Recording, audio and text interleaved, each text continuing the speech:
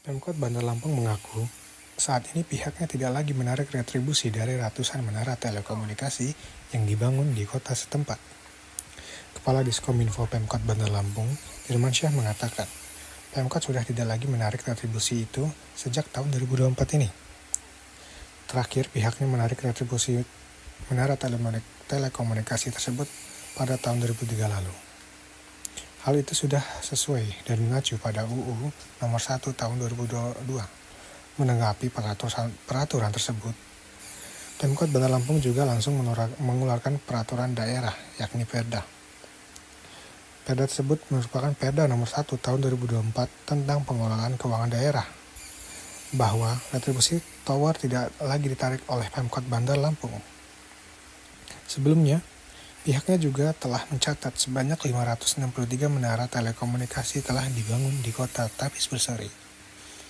Ia mengatakan, pembangunan ratusan menara telekomunikasi itu telah dilakukan di 20 kecamatan yang ada di Bandar Lampung. Kita di tahun 2024 ini mengacu pada undang-undang ya. Jadi Undang-Undang Nomor 1 Tahun 2022 itu pemerintah daerah itu tidak lagi menarik retribusi menara.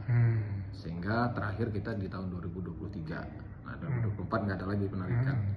Nah, kemudian di pemerintah daerah juga ditetapkan juga. Jadi berdasarkan Perda Nomor 1 2024 tentang pengelolaan keuangan daerah, bahwa retribusi tower dan itu tidak ditarik lagi oleh Pemkot. Jadi kalau tahun sebelumnya itu Dinas Kominfo itu sebagai salah satu OPD yang menghimpun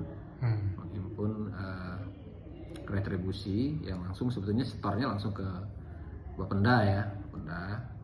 Nah, kita hanya melakukan monitoring dan pemberitahuan gitu kepada provider untuk membayar gitu.